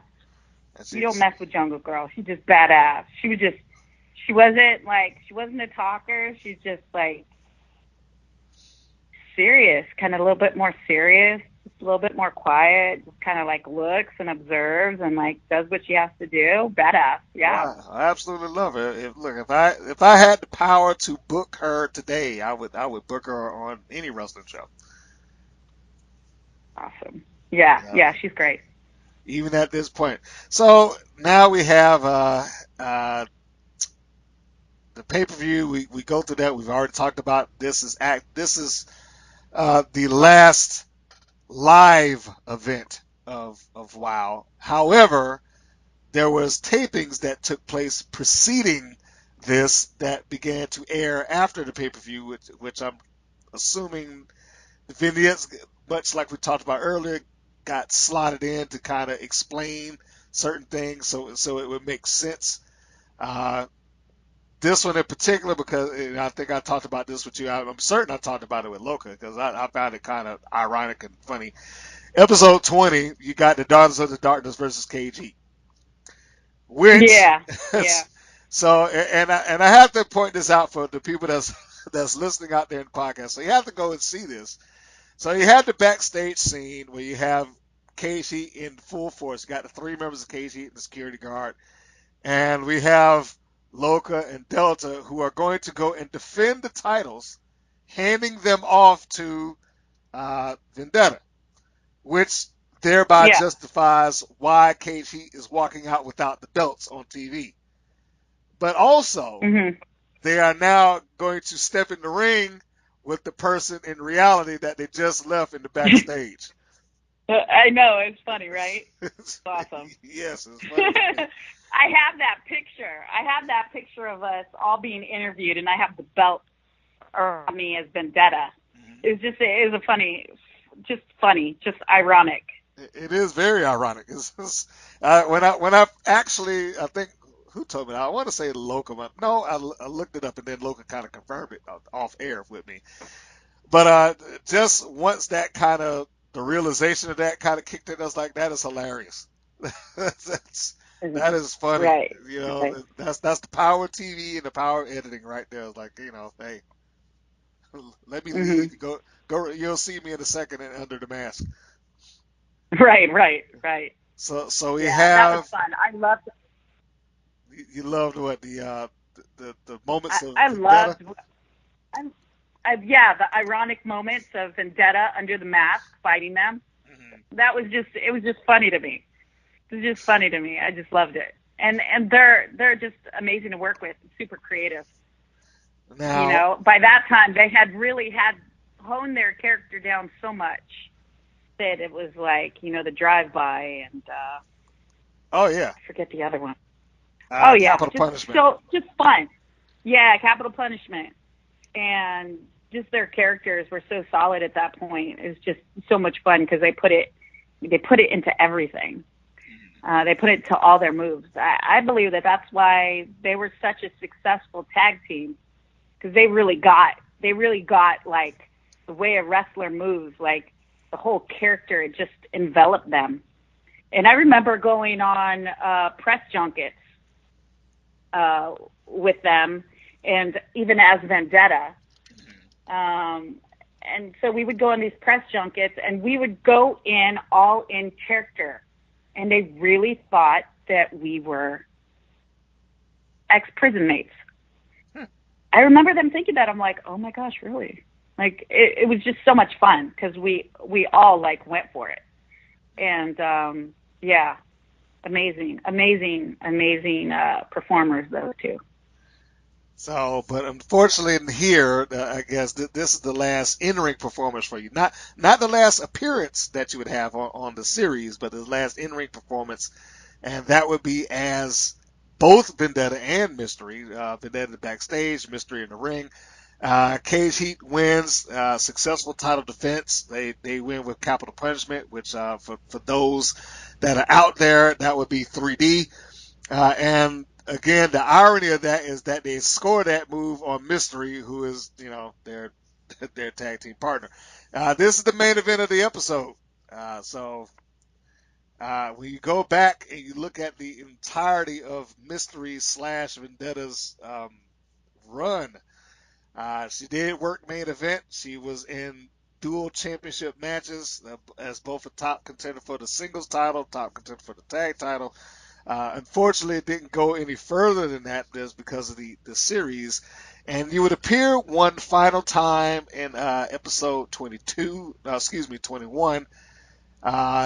doing essentially the same thing, where Cage Heat goes out, Venetta's in the background, or the backstage, and they hand the belts off, and then they go into the ring and they beat up Boom Boom Caliente and retain the titles that way. So, and that's pretty much where that kind of ended. The memories of that. I mean, do you remember when you got the chance or the time to tape these backstage segments to kind of justify why they're leaving without the titles? Yeah, I really liked shooting those vignettes a lot. And just making everything fit together as it should, and making a cohesive story with all of it, and getting to, really just explore your character a little bit more, and make everything make sense. I remember when Miloka and Delta, we went up to Las Vegas. This is before we started the show, to shoot the vignettes, the entrance videos, and the song, and record everything and get everything set up for when we would enter the ring. And we went to this prison in Las Vegas, and or Nevada rather, and it was just fun. It was just built, hadn't even been used yet, and that was so much fun traveling with them and shooting that footage. And it was also exciting at the time, and working with them was awesome.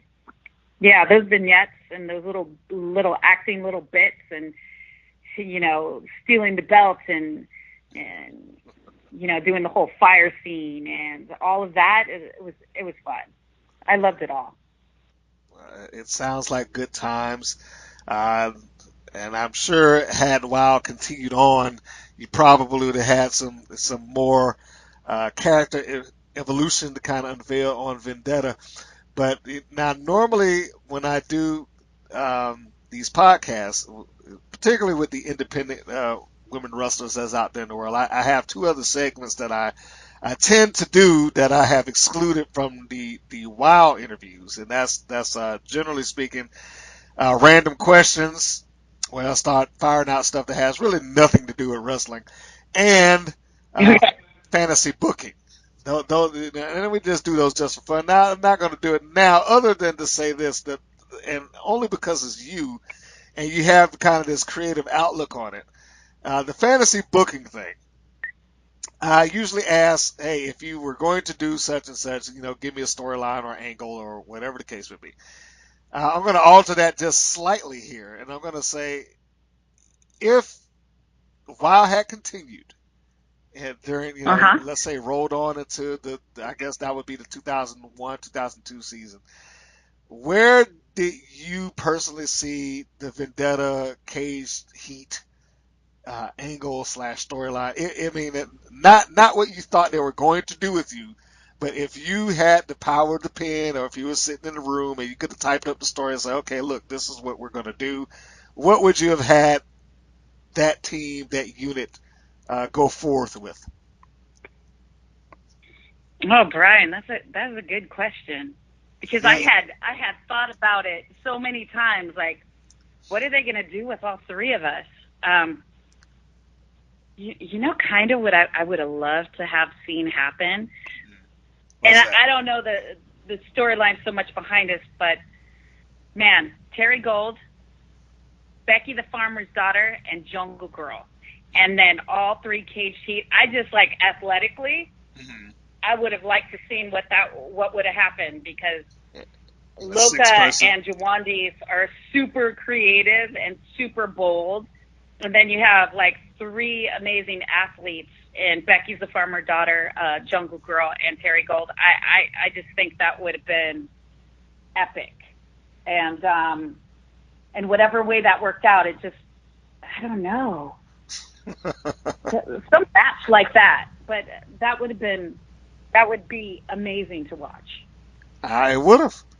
Now, I guess if you want to, I don't want to say let's not say rip off. If you wanted to use the style of match that the WWE had at the Survivor Series, they have a elimination tag team match. Now that could have been interesting if Cage Heat could have found a fourth person, not necessarily to join Cage Heat, but just to kind of fill in for the fourth slot, and then you have your three and add in say Bronco Billy.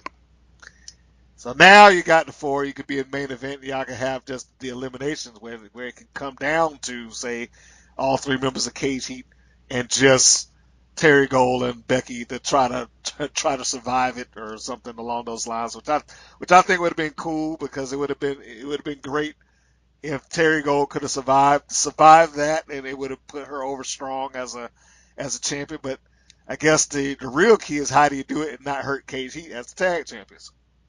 So Right. Yeah, it's kind of tough. It's kind of tough, even considering that Cage Heat was kind of a crowd favorite and kind of viewed kind of more as, I don't want to say baby faces, but they were definitely sort of somewhere in between in the gray area because the crowd loved them so much. But yeah, so now I would have done it. If we're going on that path, I'd have just done the whole irony bit and had the disciplinarian be the fourth person to stand out there with Cage Heat.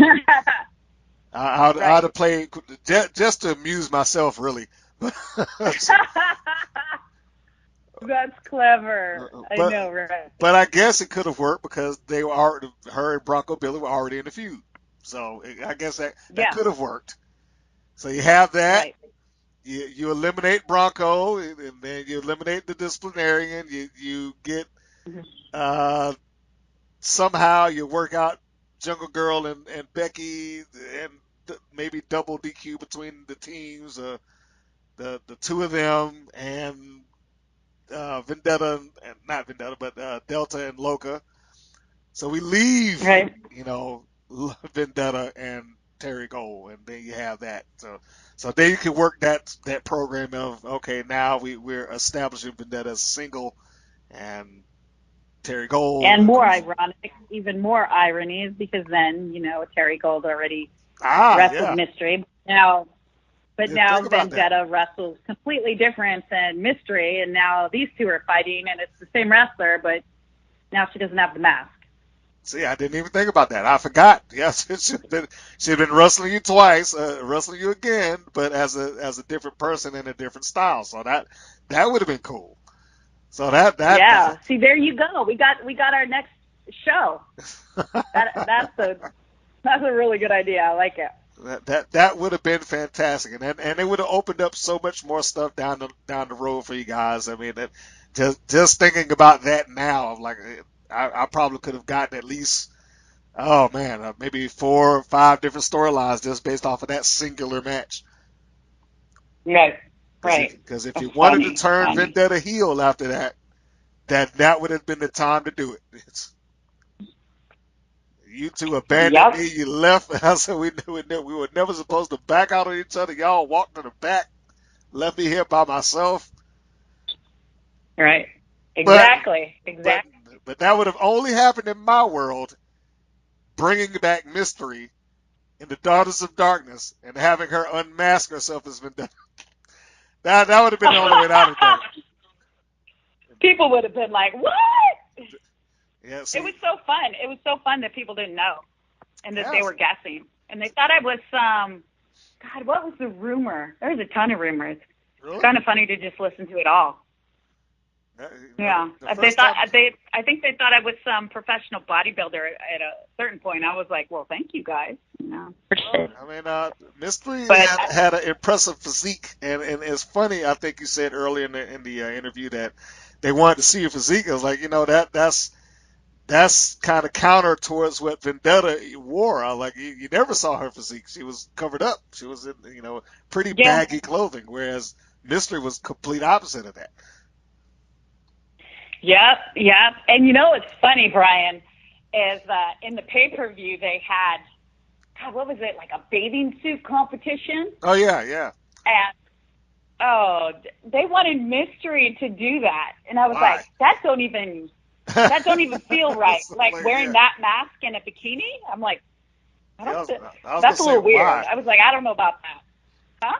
Yeah, I was gonna ask. I was like, why? Why would they want to do that? That doesn't even make sense. At least not to No, me. I'm glad I said no. I put my foot down. I'm like, that's a little, It's because weird. the way the mask was too, it like, you had to kind of like tuck it into things. So I needed like a higher collar on that. So it just would have looked so weird. It I was would've. like, no. And the only way They're like, that I'll pay you $500 extra. I'm like, no, it ain't worth the $500. That's just weird. No, thank you. and the only way I could justify that in my mind is if it led into a story. I mean, because I understood that the bathing suit competition was a legit thing, but if they worked in to where Mystery was supposed to be a part of it, but she just refused on camera. Like I walk in with the bathing suit to his office and the goon says no, or she slams the bathing suit down on his desk, or something just to justify like, no, I'm not doing this. Then Yeah. I can see it then, but to legitimately participate with the mask on, that I can't even picture that. Yeah, it just would have looked real weird. I'm like, and For that character, yeah. yes, yeah. For her, Yeah. yeah, It just didn't fit. It didn't fit with my character, and I was like, I can't. Can we make it a joke or something, or like if you can make it stupid and like funny to where, and then exactly like you said, make some sense out of it. But as a badass like evil goth character who like chokes people out, and then I'm in a bikini, that doesn't fit. That's not right. That's kind of counterproductive, So, but yeah. But I was it's all complimented good. with the fact that they asked me to be in it. So, Oh yeah. that was cool. Yeah. I took it as a compliment and just said, no, thank you. Move forward. So. And as you should take it as a compliment. Uh, finally, kind of wrapping this thing on it. I know the wrestling scene wasn't nearly as strong as what it would become in later years, but when the WoW ended, did you ever contemplate, like, you know what, I think I want to give this a go, or no, that's all right? Did it ever occur to you beyond the world of WoW that maybe I could give this a try, or no, I'm just gonna keep with acting or whatever? We thought about it. I thought about it. I mean, I remember having distinct conversations with the rest of Cage Heat about it, and maybe going elsewhere with the shtick, and the characters. And now would you been able to do that? Well, because the show had ended, but David was saying that he kept saying that it was going to come back on, and that it was we just got to get the funding and blah blah blah. So a lot of us waited, and waited for the show to come back on so that we could remain. And I remember I think even some girls like tried out for WWE. Okay. Or I don't know if it was WWF at the time still. It was WWF at the time. But, well, at least it should have been. Yeah. So I thought about it for a second, and I kind of waited, and then I started to do more acting gigs, and I just kind of moved on from it. Okay. I decided that it was really hard on my body, and at this time I already had shattered my tibia. I got a concussion, whiplash, just a ton of like injuries. It just was really hard on my body. And then, being an athlete, a college athlete, I just felt kind of broken down. Okay. And I thought to myself, I'm too young to feel this broken down. Let my body heal a little bit and kind of see if anything happens with the show, but I'll move on in something, just more of acting and doing other things. And I did a little stunts here and there, but for the most part, I just wanted to heal my body and give my body a chance to heal from all that I put it through all the years. And I think ultimately that was a good choice for me.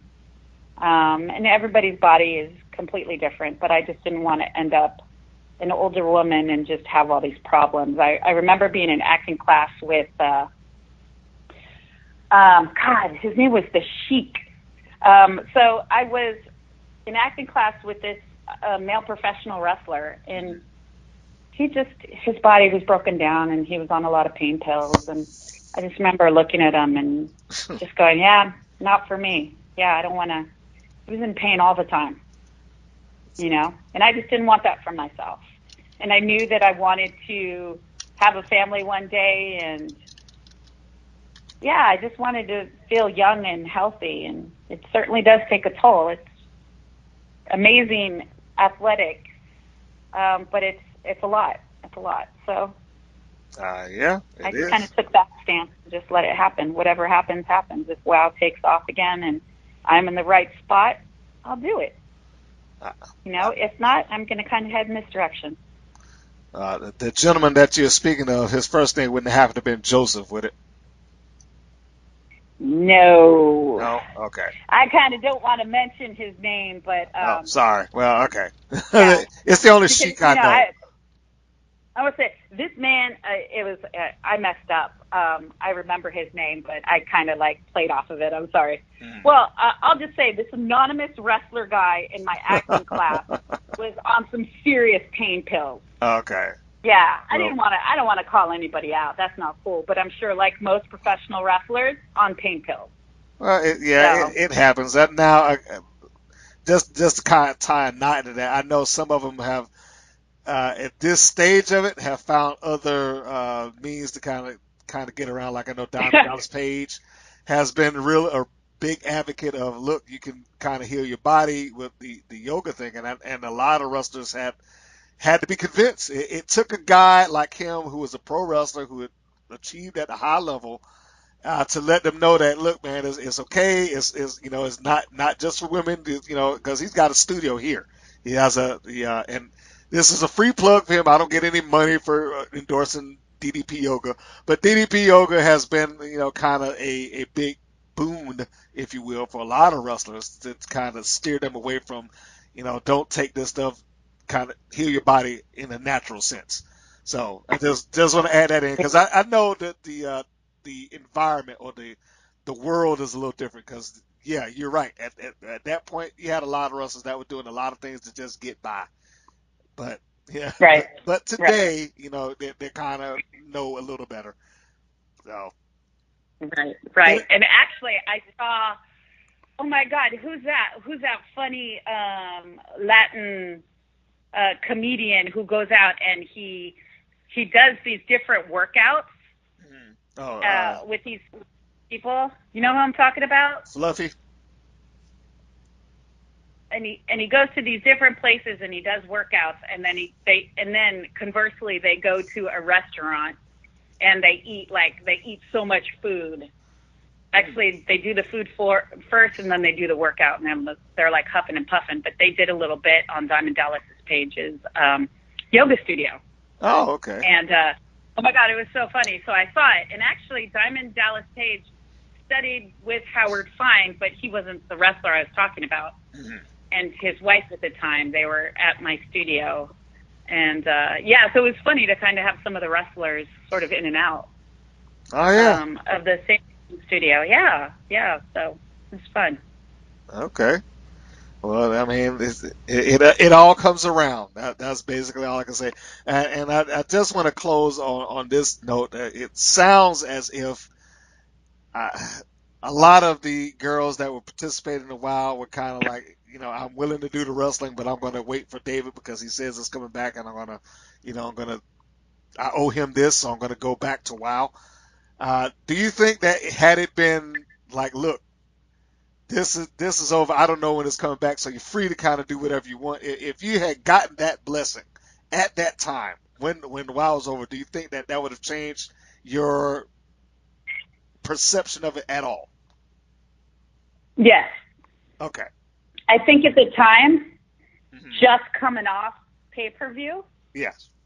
and that sort of feeling, I think personally, as having momentum in that direction. Like I always said, it was electric. It was fun. It was the run-in. It was like, I know for me, you know, I can't speak for anybody else. I think I probably would have gone a different way, but because there was that pregnant pause, and then that pregnant pause, and then that pregnant pause, and it's like, then you start feeling your body, and you start to think, oh my God, because you take a little time off of it, just like any training. It's like almost like, I don't want to say starting over, but it gave you time to think like about even it. just getting on the ropes again and just feeling that pain. Like if you keep going, the train is going. You stop, and then you start to realize, oh my God, my body, like I had trouble getting, my back hurt so bad sometimes I had trouble getting out of bed. I was like, I don't know about this. Like, I don't know. Like it makes you start thinking. Well, you know, and I'm glad you said that, because, you know, I don't know if I've heard it kind of explained in that way, that, you know, it's kind of that, well, Loca said it to some degree. There's kind of that loyalty factor that, hey, you know, when we stepped away from it, we were kind of holding on for him. And that makes sense. And I know the longer, like you just said, the longer that it stretched out, the longer that it went on, it gives you time to like, you know what, maybe I could be doing something else, you know, other than being slammed around constantly. Right. So yeah, And I think that's most of the ladies did sort of move on in a different direction, you know. Yes, several of them. As you may know, and as listeners out there may know, I've interviewed quite a bit of you guys, and some have ventured away from it. Some gave it a go briefly. Some divorced themselves from it entirely. You know, I mean, even at this stage of it, where I guess, gosh, what is it? This may be the fourth hiatus that WoW is on, and I know that they do this for a reason, but a hiatus is a hiatus, and I know some of them, even in the most recent version of it was just too up and down for them, you know, to be able to kind of maintain, and uh, life just happened. I mean, that's the best way that you could put it. Life continued on, life happened, and they had to do other things to keep the bills paid. So Right. no shame in that at all. You know, No, we wish them all well. They were really fun to work with. absolutely. So that said, ladies and gentlemen, I think this has covered a plethora of stuff as it relates to WoW, and not just with WoW, but Nicole, who has been fantastic, gave me a lot of her time to sit and talk about, you know, the good old days, if you will, of her being inside the ring. I'm sure at this stage of life out there, there's nothing I could do or say that could convince her to get back in it. So I'm sorry, guys, you're probably not going to see her run around in tights anytime soon. So, but perhaps you can follow her on her acting career. You can go see her on the IMDb page. So when she's got some new gigs popping up and new projects kicking off, you can maybe able to check out there. Do you do any acting on the stage as well, or are we all live here? Not so much stage anymore. Although I do performances at churches, more like spoken word and things, creative projects that sort of illuminate the Word of God. So I do that. But mainly it's like, if I'm going to act, I need to make sure I get paid, because I got a little baby now, and she's awesome. So I gotta look at paying the bills and venture in a different direction than just thinking about artistry. So. Well, I know art can only go so far. You can't eat the art, unfortunately. My baby cannot eat art. So yes, it doesn't quite work that way. But you know, I will say that if you got some filmmakers out there, you got some money to to put behind a project and afford some reasonable talent, then you want to contact Nicole Ochoa. I don't know if there's any actors contact information that you would like to list for yourself. Is there anything that you'd like to put out there if anybody wants to acquire your services and pay accordingly for them? I have a commercial agent, and that is DPN, and that they are located off Camden and Beverly Hills. And then they can also, my contact information is on IMDb if you are signed up through agency or producer. So there you go. Fantastic. And you know what? I'm just going to put this out to the universe now, because I put out a small scene to Loca just for kicks.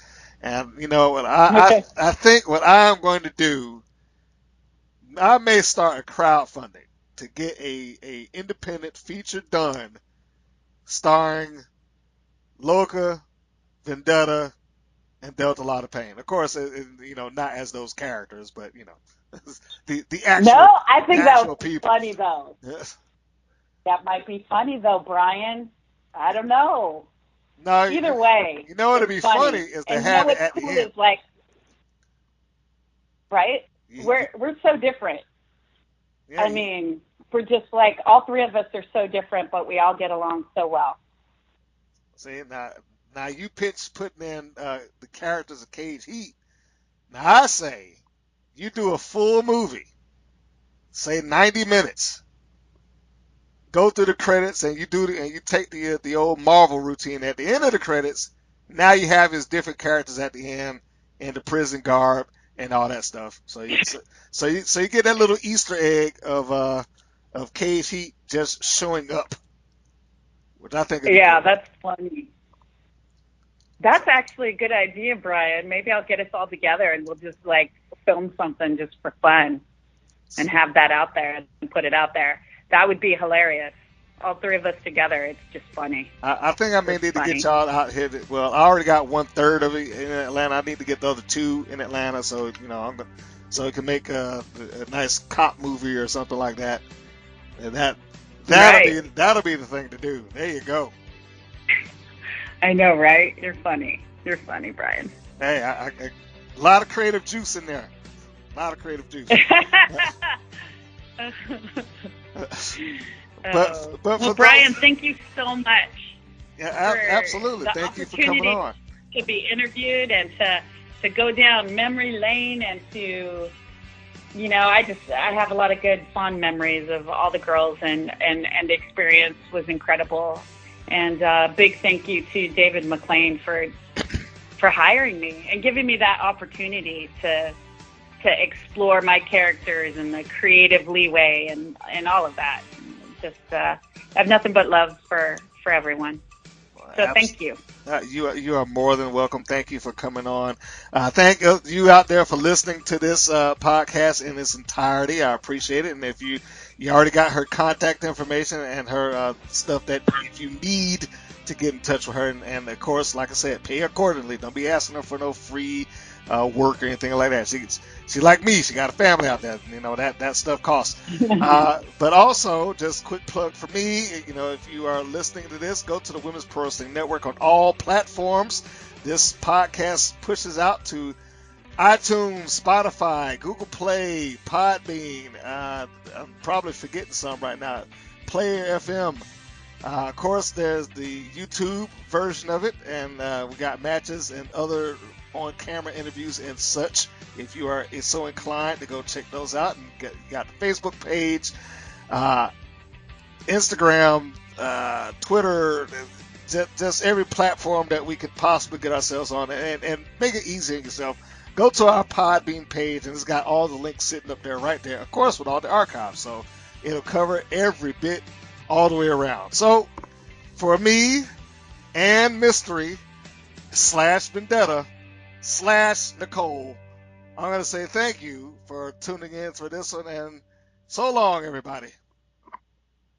Thank you for listening to the WPN's Rights and Wrongs of Pro Wrestling. If you have questions or comments, please contact us via our Facebook or our YouTube channel at the Women's Pro Wrestling Network. If you're new to the WPN, Feel free to subscribe to our channel and like our page. We appreciate your support. Thank you again for listening.